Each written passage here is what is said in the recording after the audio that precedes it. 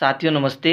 तो आज हम प्रश्नावली 6.2 के प्रश्न करेंगे और इससे पहले के जितने भी वीडियोज़ है वो सारे मैंने प्लेलिस्ट में डाल दिए हैं। तो आप प्लेलिस्ट में जाओ और सारे वीडियोज़ जो है आराम से देखो। तो यहाँ पर जो ये पहला प्रश्न है इसको समझने के लिए पहले हम ये समझ लेते हैं कि प्रमेय 6.1 हमें क्या कहती है। वैसे इंट्रोडक्शन वाली वीडियो में मैंने इस प्रमेय को बड़े अच्छे ढंग से समझाया है, फिर भी इसको वापस समझा देता हूँ कि प्रमेय 6.1 जो है वो कहती है किसी त्रिभुज की एक भुजा के समानांतर एक रेखा खींची जाए तो यह समांतर रेखा अन्य दो भुजाओं को समान अनुपात में विभाजित करती है। इसे थेल्स प्रमेय अथवा आधारभूत आनुपातिक प्रमेय बीपीटी भी कहते हैं।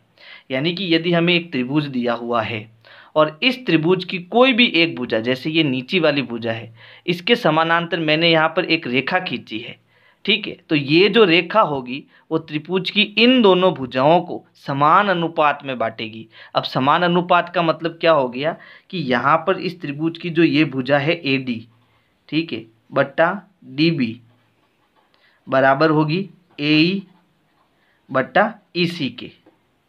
ये अनुपात बराबर होगा, लेकिन कब होगा? जब इस त्रिभुज की ये जो रेखा DE है वो समांतर हो इस त्रिभुज की भुजा BC के, तब ये अनुपात क्या होगा? बराबर होगा। अब इस अनुपात को हम ऐसे भी लिख सकते थे कि अगर मैं पहले AD ले लूँ, ठीक है, फिर बट्टा ये पूरी भुजा ले लूँ, है ना, यानी पूरी भुजा AB ले लूँ, फिर ये जो भुजा होगी इसमें भी हमें यही करना होगा। पहले मैं क्या ले लूँ? AE ले लूँ, फिर ये पूरी भुजा ले लूँ, AC ले लूँ, ठीक है। तो मैं ऐसे भी अनुपात लिख सकता हूँ और ऐसे भी लिख सकता हूँ। फिर तीसरा केस और बना सकता हूँ कि अगर मैं नीचे वाली भुजा ले लूँ DB बट्टा और पूरी भुजा ले लूँ AB, ठीक है, बराबर, फिर यहाँ पर नीचे वाली भुजा ले लूँ EC और फिर ये पूरी भुजा ले लूँ AC। तो ये तीनों समान अनुपात हम बना सकते हैं, ये हमें ध्यान रखना है, ठीक है। अब थेल्स प्रमेय क्या कहती है कि अगर DE समानांतर BC है तो ये तीनों अनुपात, इनमें से कोई भी अनुपात हम क्या कर सकते हैं? बराबर कर सकते हैं। जबकि प्रमेय 6.2 जो है वो इसकी उल्टी है।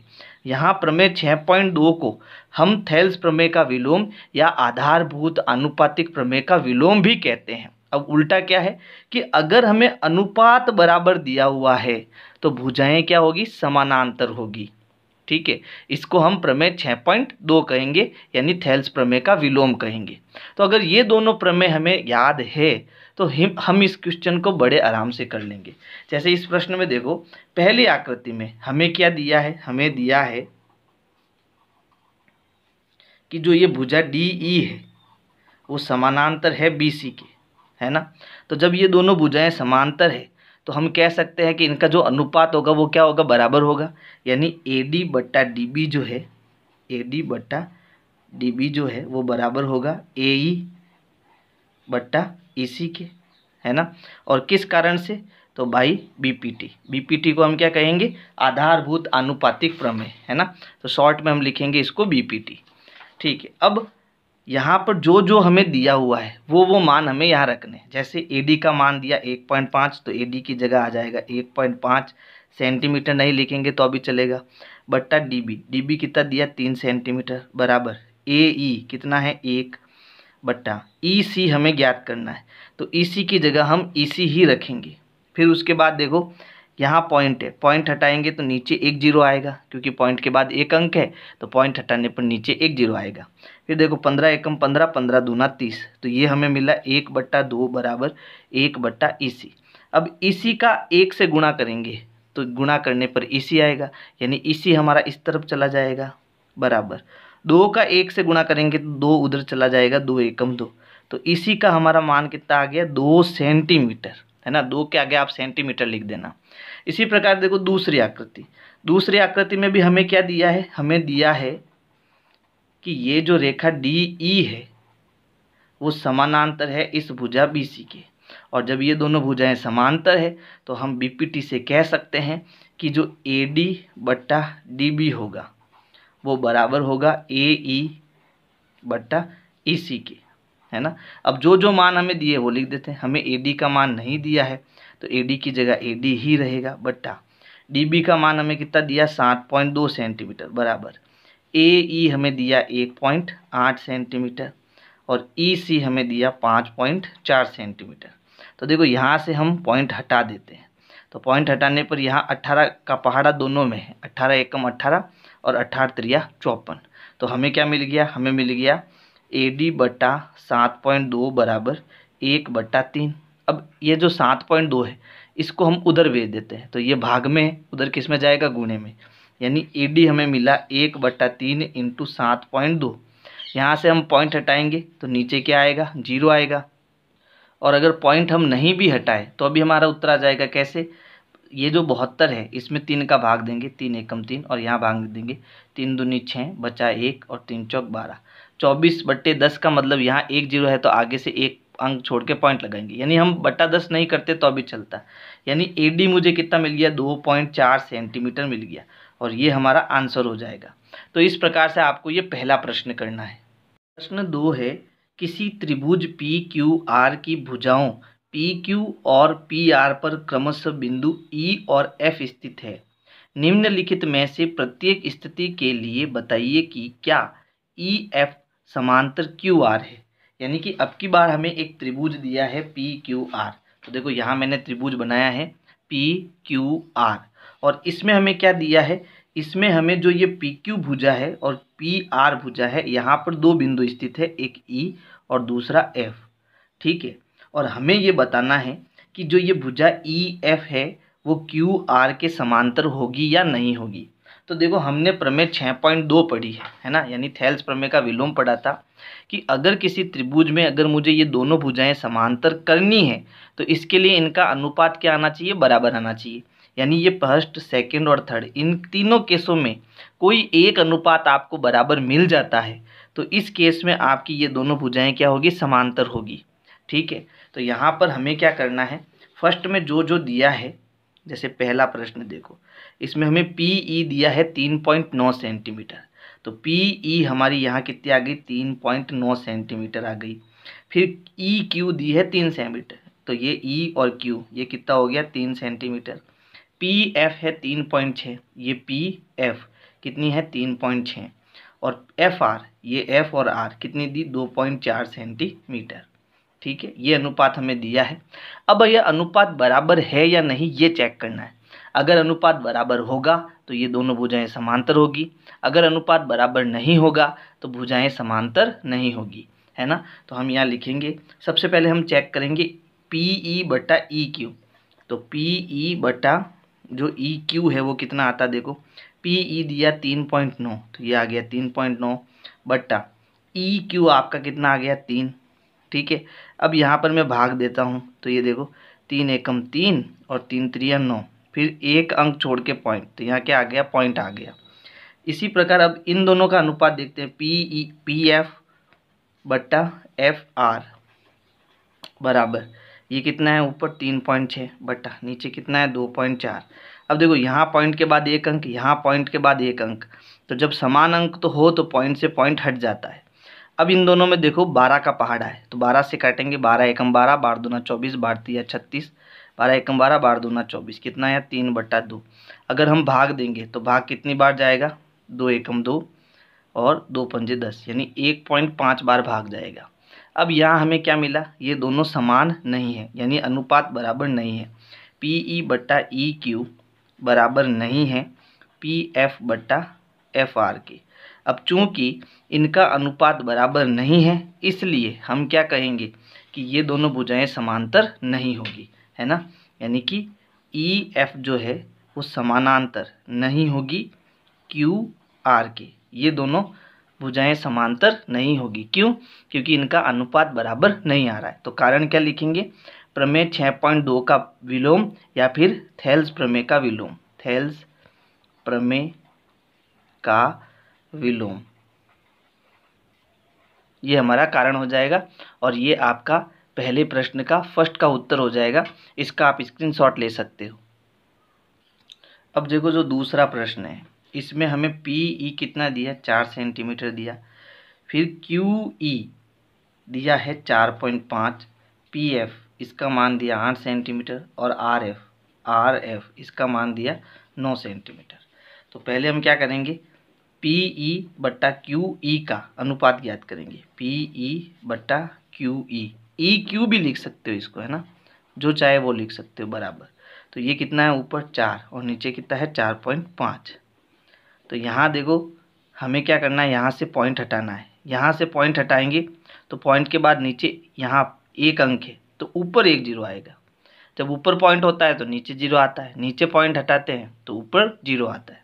अब इन दोनों में देखो 5 का पहाड़ा है, 5 का पहाड़ा 8 बार बोलेंगे, 5 8 40 और 5 9 45, तो ये आया 8/9। इसी प्रकार अब इनका ज्ञात करेंगे, PF बट्टा RF क्या आएगा, ऊपर है 8 नीचे है 9। तो देखो इसका अनुपात क्या है 8/9 और इसका अनुपात भी क्या है 8/9, यानी दोनों अनुपात क्या है, बराबर है। तो यहाँ पर देखो चूंकि PE बट्टा QE जो है वो बराबर है PF बट्टा RF के। अब दोनों अनुपात बराबर है इसलिए ये दोनों भुजाएं क्या होगी, समांतर होगी, यानी EF समानांतर होगा QR के। क्यों होगा, क्योंकि ये थेल्स प्रमेय का विलोम है, थेल्स प्रमेय का विलोम। अब देखो जो तीसरा प्रश्न है इसमें PQ हमें कितना दिया, 1.28। अब PQ ये पूरी भुजा है, यानी यहाँ से यहाँ तक की लंबाई हमें दी है 1.28 सेंटीमीटर। और PR यानी ये पूरी भुजा, इसका मान हमें कितना दिया, 2.56 सेंटीमीटर दिया, ठीक है। फिर PE यानी ऊपर वाली भुजा ये कितनी दी, 0.18 सेंटीमीटर। और PF कितना दिया, 0.36 सेंटीमीटर।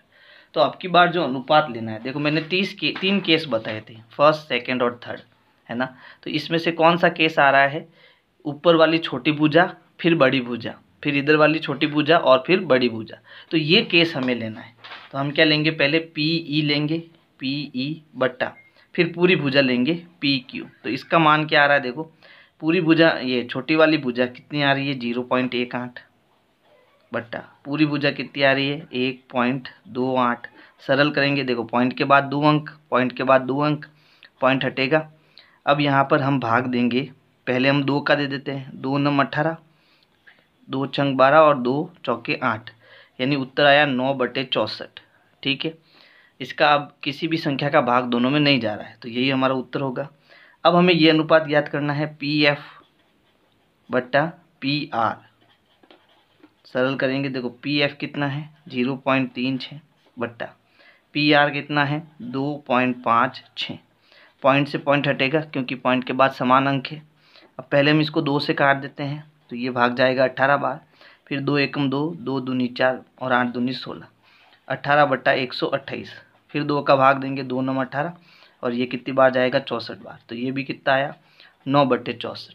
तो हमें यहाँ क्या मिला, हमें जो है PE बट्टा PQ बराबर आ रहा है PF बट्टा PR के, यानी अनुपात, चूँकि अनुपात समान है इसलिए ये दोनों भुजाएं क्या होगी, समांतर होगी, यानी EF समांतर होगा QR के। कारण क्या हो जाएगा, थेल्स प्रमेय का विलोम।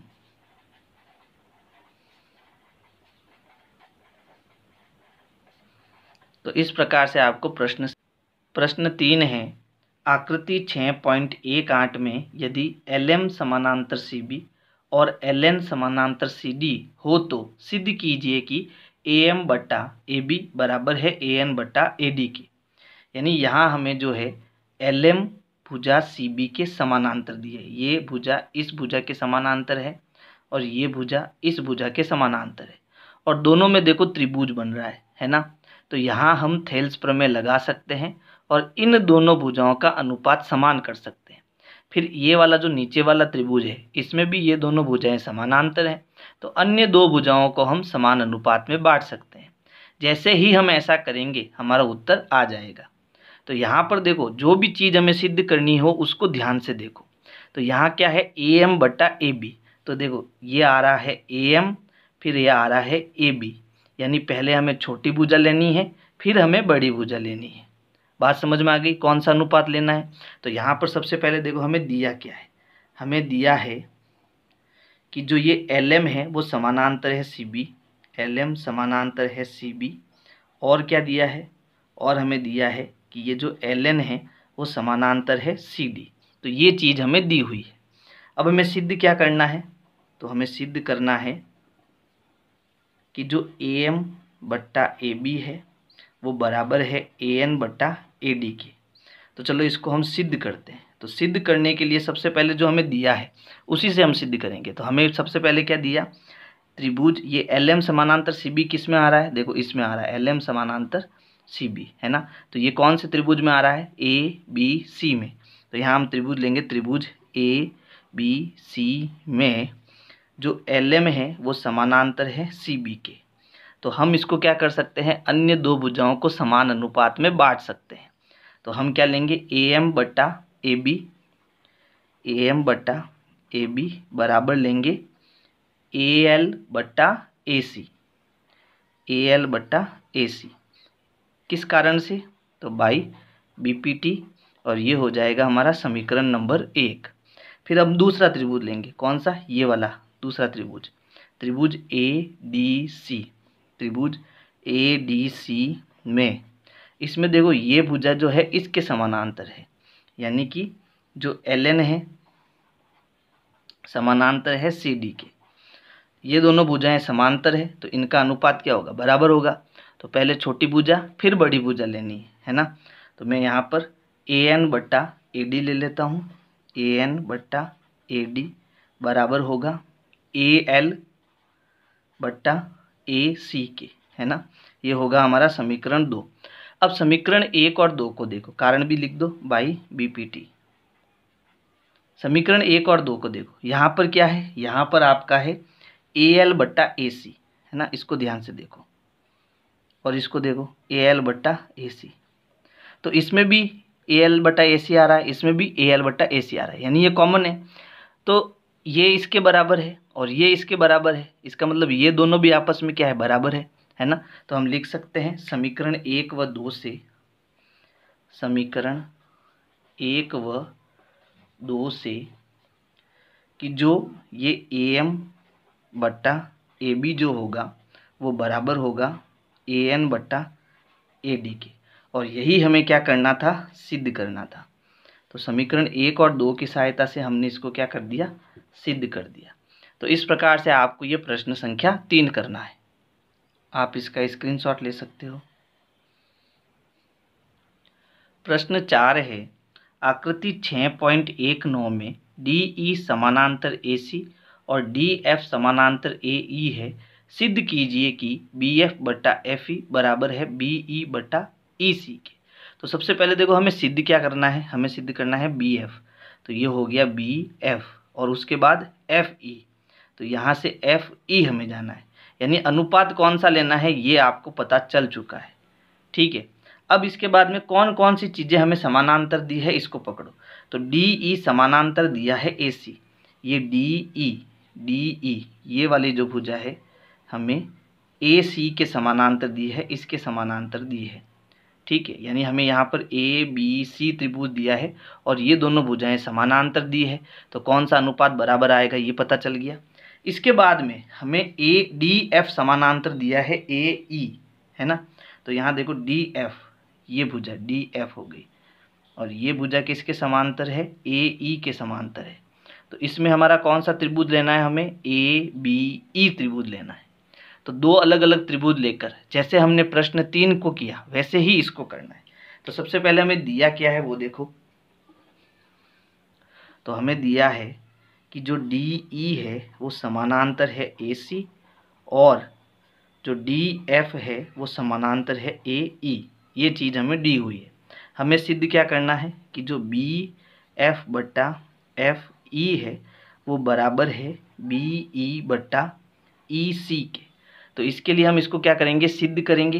तो सबसे पहले देखो हमें यहाँ पर क्या दिया, DE समानांतर AC दिया, यानी ये भुजा इसके समानांतर दी, और ये जो लास्ट वाली भुजा है ये कहाँ पर है, C पर। यानी हमें ये त्रिभुज लेना पड़ेगा बड़ा वाला, है ना। यानी हम लेंगे त्रिभुज ABC में। अब कौन कौन समांतर है, DE समांतर है AC के, DE समानांतर है AC के। तो कौन सा अनुपात बराबर होगा, तो देखो यहाँ पर क्योंकि हमें पूरी भुजा लेनी है तो ये कहाँ लाल वाली जो ये लाइन है ये कहाँ आ रही है, ई पर आ रही है, तो हम लेंगे बी ई बट्टा ई सी। तो यहाँ हो जाएगा बी ई बट्टा ई सी बराबर होगा बी डी बट्टा डी ए के। तो ये हो जाएगा बी डी बट्टा डी ए। कारण क्या हो जाएगा, बाई बी पी टी हो जाएगा समीकरण नंबर 1। इसी प्रकार अब हम त्रिभुज लेंगे ये वाला। देखो यहाँ पर जो ये बैंगनी कलर की लाइन है वो कहाँ टच हो रही है, ई पर, है ना। तो त्रिभुज हो जाएगा ए बी ई। त्रिभुज ए बी ई में कौन समानांतर है, तो डी एफ समानांतर है ए ई के। अब ये दोनों भुजाएं समानांतर है तो हमें ई तक लेना है ना, यानी बी एफ बट्टा एफ ई, बी एफ बट्टा एफ ई जो है वो बराबर होगा बी डी बट्टा डी ए के। ये हो जाएगा हमारा समीकरण नंबर 2। कारण क्या हो जाएगा, बी पी टी। अब देखो समीकरण 1 और 2, यहाँ क्या है बी डी बटा डी ए, और यहाँ भी क्या है बी डी बटा डी ए, ये दोनों कॉमन है, यानी ये इसके बराबर है ना, और ये इसके बराबर है। तो इसका मतलब ये दोनों भी आपस में क्या होंगे, बराबर होंगे। तो यहाँ हम लिख सकते हैं समीकरण 1 व 2 से, समीकरण 1 व 2 से ये दोनों बराबर कर सकते हैं, है ना। यानी कि बी एफ, यहाँ पहले बी एफ आ रहा है तो पहले ये लिख दो, बी एफ बट्टा एफ ई जो है वो बी ई बट्टा ई सी के बराबर होगा। और यही हमें क्या करना था, सिद्ध करना था। HP प्रश्न 5 है, आकृति 6.20 में डी ई समानांतर ओ क्यू है। तो यहाँ पर देखो डी ई ये हमारी हो गई डी ई किसके समानांतर है, ओ क्यू के, यानी ये दोनों भुजाएं समानांतर है। तो इसमें हम ये वाला त्रिभुज लेंगे, ठीक है। फिर उसके बाद डी एफ समानांतर है ओ आर, तो ये हो गया डी एफ। इसमें अलग कलर ले लेते हैं, ये डी एफ समानांतर है ओ आर के। तो अब हम कौन सा त्रिभुज लेंगे, इसमें ये वाला त्रिभुज लेंगे, है ना। अब यहाँ पर हमें ये भुजाएं समांतर दी है तो इनका अनुपात भी क्या होगा, समांतर होगा।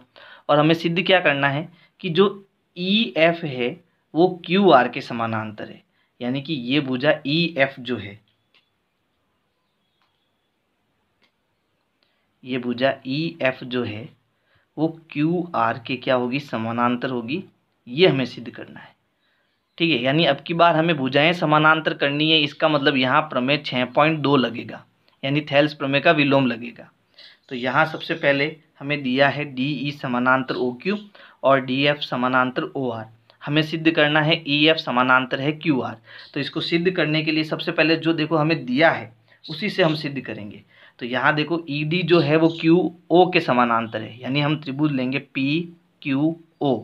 तो लिखेंगे त्रिभुज पी क्यू ओ में हमें क्या दिया कि जो ई डी है वो समानांतर है ओ क्यू के, और ये दोनों भुजाएं समानांतर है तो इनका अनुपात क्या होगा, बराबर होगा।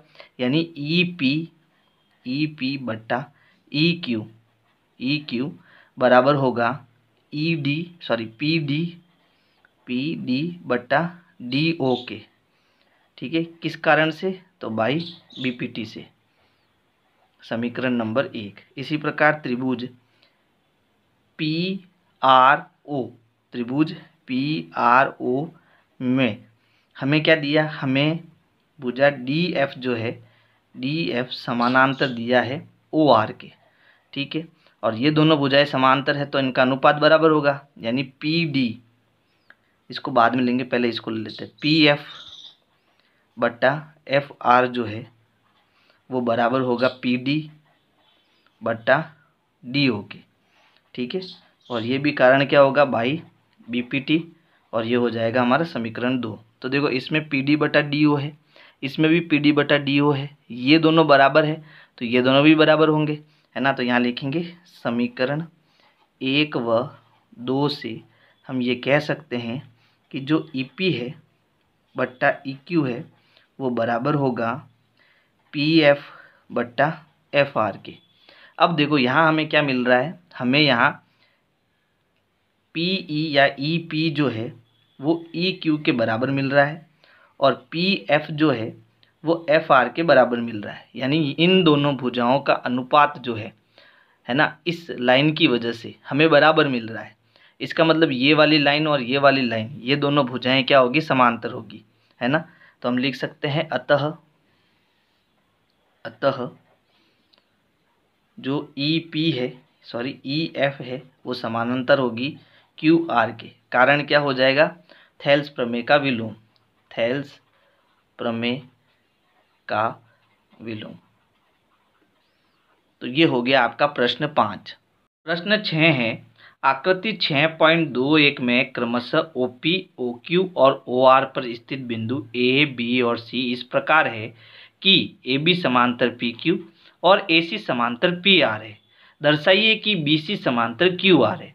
यानी कि हमें यहाँ पर बिंदु O से गुजरने वाली 3 भुजाएं दे रखी है, OP, OQ और OR, और इन तीनों भुजाओं पर बिंदु A, B, C इस प्रकार स्थित है कि ये जो भुजा AB है वो इस PQ के क्या है, समांतर है, और ये जो भुजा AC है वो इस भुजा PR के क्या है, समांतर है।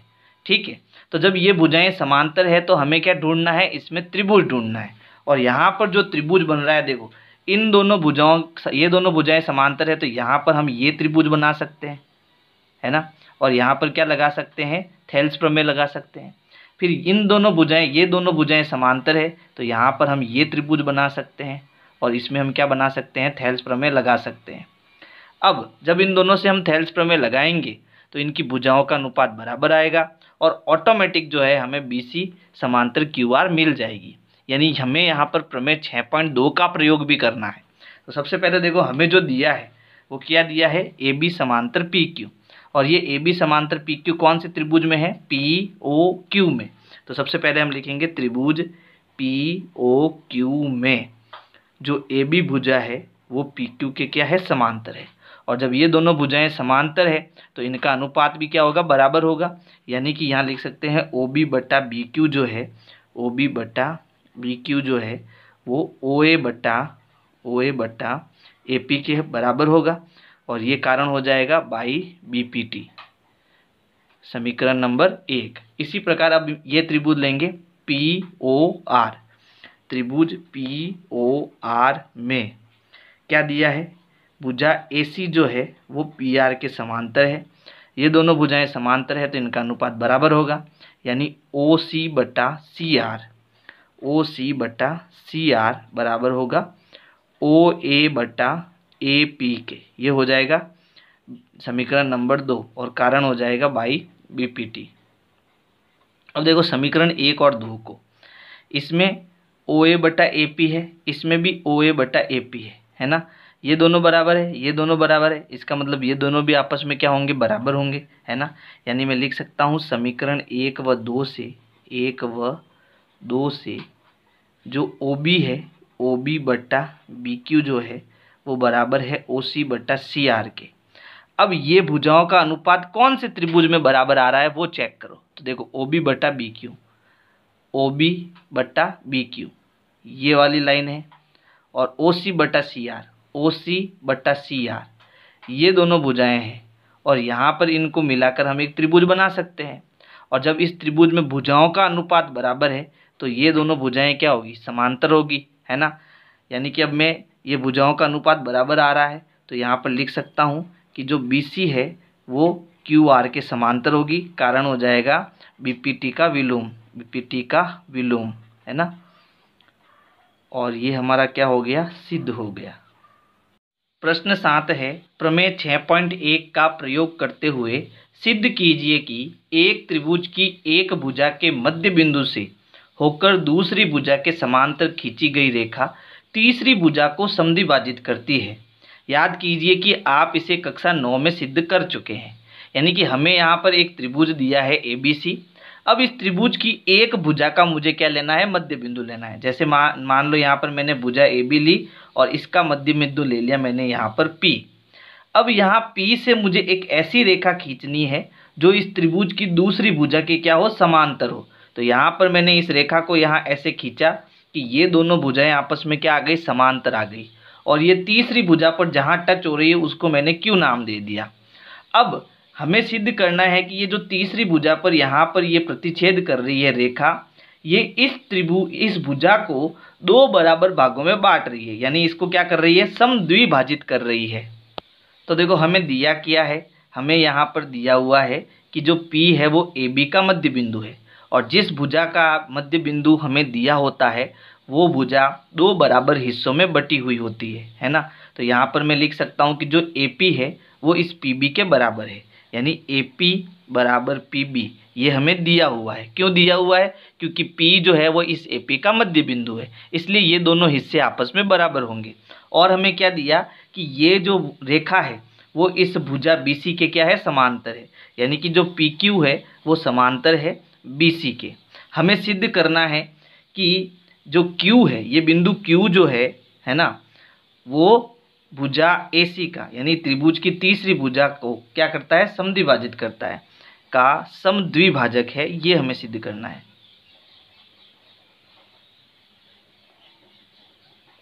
अब देखो इसको सिद्ध करने के लिए हमें क्या दिया है, यहाँ पर एक त्रिभुज दिया है, त्रिभुज ABC। तो हम लिखेंगे त्रिभुज ABC में हमें क्या दिया कि जो PQ है वो BC के समांतर है, PQ समांतर है BC के। और जब ये दोनों भुजाएं समांतर है तो हम थेल्स प्रमेय से इसको समान अनुपात में बांट सकते हैं। तो यहाँ पर क्या होगा, AP जो है बट्टा PB, यानी AP बट्टा PB जो है वो बराबर होगा AQ बट्टा QC के। अब यहाँ पर देखो AP किसके बराबर है, PB के, तो यहाँ AP की जगह मैं PB लिख सकता हूँ। तो AP की जगह आ जाएगा PB, और नीचे भी हमारा क्या है, PB बराबर AQ बट्टा QC। अब PB से PB कटेगा कितनी बार, एक बार। अब QC देखो यहाँ भाग में है, इसको इधर एक से गुणा करेंगे, है ना, क्योंकि ये भाग में है तो बराबर के इधर किस में आएगा, गुणा में।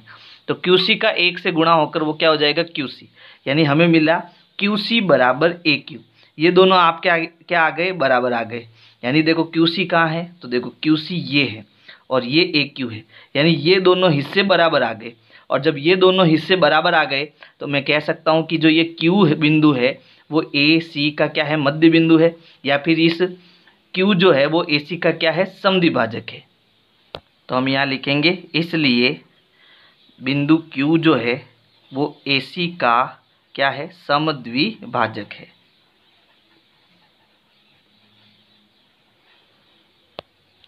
यहाँ हम कारण लिख सकते हैं कि ये हमने कैसे किया, तो बाई BPT, यानी कि थेल्स प्रमेय लगाकर ये किया।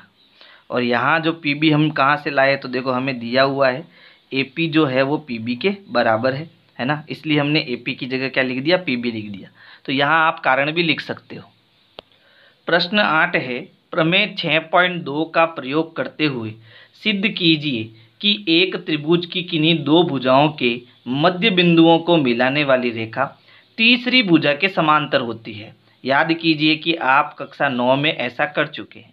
तो देखो यहाँ हमें एक त्रिभुज दिया है और इस त्रिभुज की किन्हीं भी दो भुजाओं को मध्य बिंदुओं को हम मिलाएंगे, यानी ये भुजा हो गई AB, इसका मध्य बिंदु हो गया P, दूसरी भुजा हो गई AC, इसका मध्य बिंदु हो गया Q, और इन दोनों मध्य बिंदुओं को मिलाने पर ये जो रेखा बनी है वो त्रिभुज की तीसरी भुजा के समांतर होगी, ये हमें सिद्ध करना है। तो यहाँ पर क्योंकि P AB का मध्य बिंदु है इसलिए ये हिस्सा जो है वो इस हिस्से के बराबर होगा।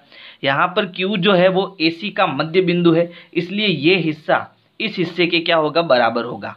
अब हमें यहाँ पर प्रमेय 6.2 का प्रयोग करना है। प्रमेय 6.2 में हम क्या कहते हैं कि यदि इन भुजाओं का अनुपात बराबर है तो ये दोनों भुजाएं क्या होगी, समांतर होगी। तो हमें सबसे पहले देखो दिया क्या है, हमें यहाँ पर दिया है कि जो भुजा AP है वो बराबर है PB के, और दूसरी चीज़ ये जो भुजा AQ है वो बराबर है QC के। क्यों बराबर है, क्योंकि ये दोनों इसके मध्य बिंदु है इसलिए ये हिस्से बराबर है। ठीक है, ये हमें दिया हुआ है। हमें सिद्ध क्या करना, हमें सिद्ध करना ये जो भुजा PQ है वो समांतर है BC के। तो चलो हम इसको सिद्ध करते हैं। तो देखो यहाँ पर सबसे पहले मैं इनके अनुपात ही ले लेता हूँ, चेक करता हूँ कि बराबर है या नहीं। तो यहाँ अनुपात क्या आएगा, AP बट्टा PB, AP बट्टा PB। अब देखो ये जो अनुपात आया AP बट्टा PB, इसका मान क्या आता है, तो इसका मान निकालने के लिए यहाँ देखो AP हमें किसके बराबर दिया, PB के। तो AP की जगह मैं क्या लिख सकता हूँ, PB लिख सकता हूँ। तो PB बटा PB हो गया। अब PB से PB कट गया तो उत्तर कितना आया, 1 आया।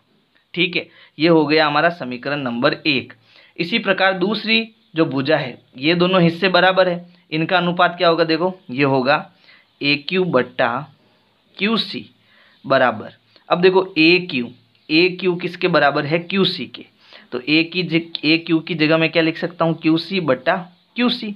दोनों कटेंगे कितनी बार, एक बार, यानी इसका उत्तर भी क्या आया, 1 आया। समीकरण नंबर 2 यहाँ लिखेंगे, समीकरण 1 व 2 से इसका मान भी 1 है, इसका मान भी 1 है, इसका मतलब ये दोनों बराबर है। यानी मैं ऐसा लिख सकता हूँ कि AP बट्टा PB जो है वो AQ बट्टा QC के बराबर है। और जब इनका अनुपात आपस में बराबर है तो हम कह सकते हैं, इसलिए हम कह सकते हैं कि ये दोनों भुजाएं क्या होगी, समांतर होगी। यानी PQ समांतर होगा BC के। कारण क्या हो जाएगा, BPT का विलोम, है ना, BPT का विलोम यानी थेल्स प्रमेय का विलोम। यानी भुजाओं का अनुपात अगर बराबर है तो ये दोनों भुजाएं क्या होगी, समांतर होगी। प्रश्न 9 है, ABCD एक समलंब है जिसमें AB समांतर DC है तथा इसके विकर्ण परस्पर O पर प्रतिच्छेद करते हैं, तो दर्शाइए कि AO बट्टा BO बराबर है CO बट्टा DO के। यानी हमें यहाँ पर AB समानांतर DC दिया है, यानी यहाँ ये जो भुजा AB है वो DC के समानांतर है। और हम जानते हैं कि किसी भी चतुर्भुज में एक जोड़ा जब समांतर होता है भुजाओं का तो उसे हम क्या कहते हैं, एक समलंब चतुर्भुज कहते हैं। और इसके जो विकर्ण हैं वो O पर क्या कर रहे हैं, प्रतिच्छेद कर रहे हैं, काट रहे हैं। ठीक है, अब हमें सिद्ध करना है कि जो ये भुजा AO है बट्टा BO है वो CO बट्टा DO के बराबर है ना। तो यहाँ पर देखो हमें क्या करना पड़ेगा, हमें ऐसे त्रिभुज लेने पड़ेंगे जिसमें समांतर भुजाएं आ जाए, यानी कि BPT प्रमेय का प्रयोग हो जाए। तो इसके लिए हम क्या करेंगे, क्योंकि देखो यहाँ एक त्रिभुज बन रहा है, लेकिन इस त्रिभुज के अंदर मुझे कोई भी समांतर भुजा नहीं दिख रही है, तो हम एक रचना कर लेते हैं और एक समांतर भुजा खींच लेते हैं। ऐसा करने से हमारा प्रश्न सॉल्व हो जाएगा। तो हम क्या करेंगे, यहाँ पर एक बिंदु P ले लेंगे और इस P को कहाँ से मिला देंगे, O तक मिला देंगे और ऐसे मिलाएंगे कि ये भुजा जो है PO वो AB के समांतर भी होगी और DC के समांतर भी होगी। और जब ऐसा होगा तो थेल्स प्रमेय के प्रयोग से हम इसको सिद्ध कर सकते हैं। तो सबसे पहले देखो हमें जो दिया है वो क्या दिया है कि जो AB है वो DC के क्या है, समांतर है। ये चीज़ हमें दी हुई है। हमें दर्शाना है कि AO बट्टा BO जो है वो CO बट्टा DO के बराबर है ना, ये हमें दर्शाना है। हमने क्या रचना करी, हमने PO खींचा जो, यानी इस प्रकार से इसको खींचा कि जो PO है वो इस AB के समानांतर है और ये जो PO है वो इस नीचे वाली भुजा DC के भी समांतर है। अब हमें ऐसे त्रिभुज लेने हैं जिसमें भुजा AB भी आ जाए एक त्रिभुज के अंदर और दूसरे त्रिभुज के अंदर भुजा DC आ जाए, क्योंकि समांतर होंगे तभी तो हम थेल्स प्रमेय लगा पाएंगे। तो सबसे पहले देखो यहाँ पर मैं ये वाला त्रिभुज ले रहा हूँ A, B और D। इसको मैं स्केच कर देता हूँ, ये वाला त्रिभुज मैं ले रहा हूँ। ठीक है, ये वाला त्रिभुज। तो इस त्रिभुज में देखो मैंने रचना में क्या कहा कि जो ये PO है वो AB के समानांतर है ना। तो यहाँ मैं लिख सकता हूँ कि जो PO है वो AB के समानांतर है। और ये मैंने कहाँ से लिखा, तो रचना से। ठीक है, मैंने रचना में ही इसको ऐसे मेंशन कर दिया। तो अगर ये दोनों भुजाएं समांतर है तो इनका अनुपात क्या होगा, इनका अनुपात बराबर होगा। तो यहाँ मैं लिख सकता हूँ कि जो AP बट्टा PD है, AP बट्टा PD है वो बराबर होगा BO बट्टा OD के। अब देखो यहाँ OD की जगह आप DO लिख सकते हैं, क्योंकि हमें सिद्ध करना है DO, है ना। OD लिखोगे तो भी चलेगा, लेकिन हम इसको उल्टा लिखेंगे, DO लिखेंगे। तो ये भुजा हो जाएगी BO बट्टा DO। ये हो गया BO बट्टा DO। कारण क्या हो जाएगा, बाई BPT। और ये हो जाएगा हमारा समीकरण नंबर 1। एक चीज़ इसमें और लिख सकते हो कि ये जो PO समांतर AB है ये मैंने किस में लिया, त्रिभुज ABD में, है ना। त्रिभुज ए बी डी से, ये मैं इस त्रिभुज से ये चीज़ ले रहा हूँ, ठीक है। ये मुझे पहले लिखना था, कोई बात नहीं, आप पहले लिख देना इसको। तो ये समीकरण 1 हो गया। अब हमें इसके अंदर ऐसा त्रिभुज लेना है जिसमें ये दोनों भुजाएं मुझे क्या मिल जाए, समांतर मिल जाए। तो वो त्रिभुज हमारा कौन सा होगा, तो अब देखो हमें ये त्रिभुज लेना है ए सी डी, है ना, यानी ये वाला त्रिभुज लेना, वही त्रिभुज है जिसमें हमें समांतर भुजाएं मिले। तो अब की बार मैं ले रहा हूं त्रिभुज ए सी डी में, ए सी डी में, और इस त्रिभुज में देखो पी ओ जो है वो समानांतर है डी सी के, और ये चीज़ मैंने कहाँ से ली, रचना से ली, ठीक है। तो इसमें देखो अब मैं इसको अनुपात में बांटूंगा, तो देखो ए पी बट्टा पी डी तो होगा, ए पी बट्टा पी डी तो होगा, बराबर देखो ये त्रिभुज लिया है तो ये भाग इसके बट्टे में हो गया। अब ए ओ बट्टा सी ओ ले लेते हैं, ए ओ बट्टा सी ओ ले लेते हैं। आप ओ सी भी ले सकते हो, कोई दिक्कत नहीं है, ठीक है।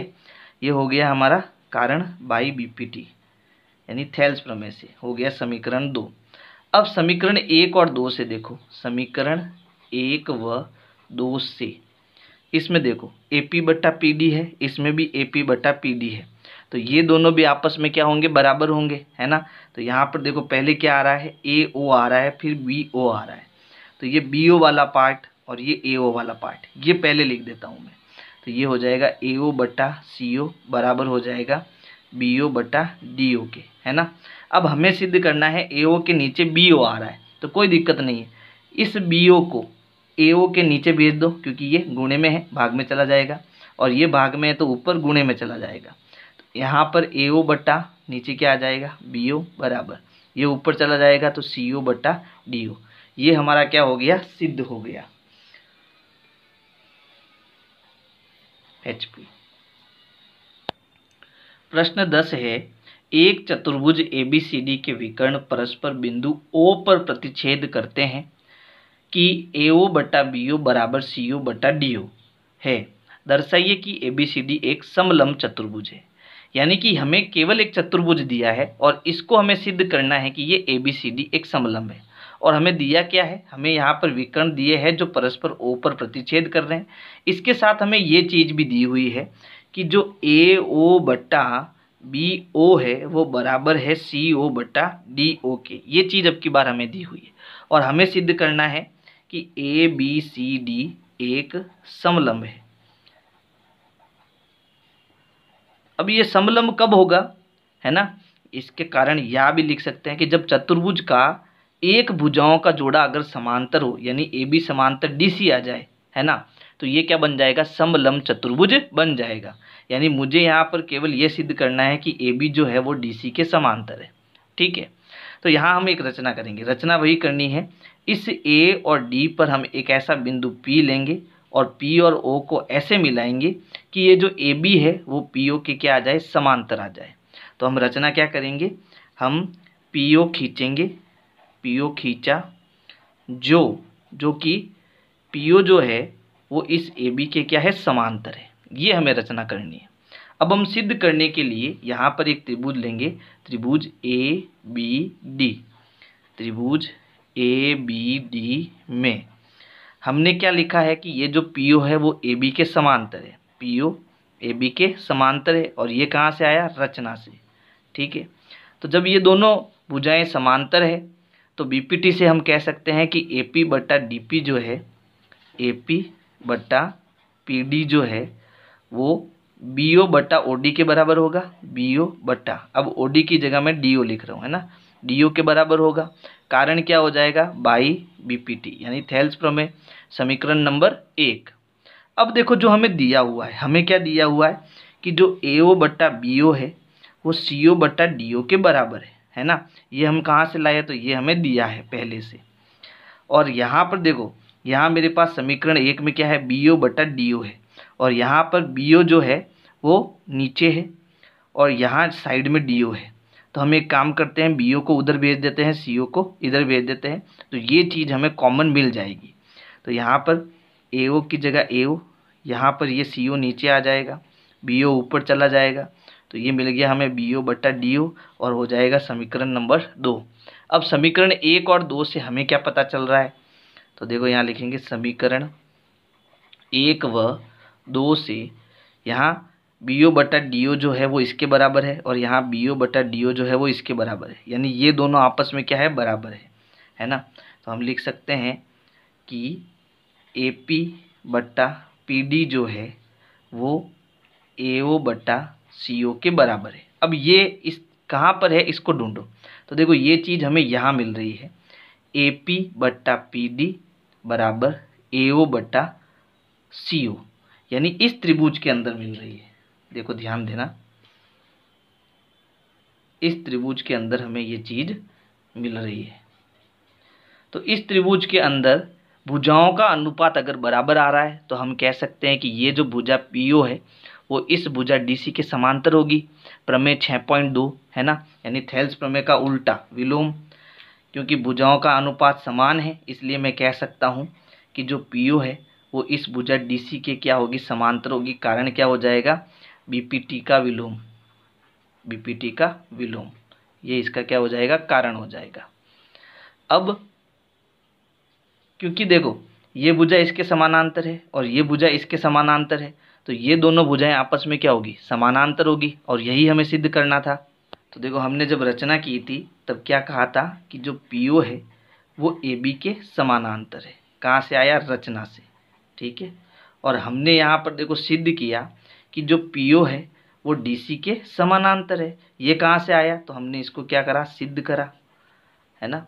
अब PO AB के समांतर है, PO DC के समांतर है, इसका मतलब ये दोनों भी आपस में क्या है, समानांतर है ना। तो हम लिख सकते हैं AB जो है वो DC के समांतर होगा, और यही चीज़ हमें क्या करनी थी, सिद्ध करनी थी। तो इस प्रकार से ये आपका 10वां प्रश्न हो गया। और अगर मेरे वीडियोज़ आपको पसंद आ रहे हैं तो वीडियो को लाइक करना है, अपने दोस्तों को शेयर करना है। Thank you.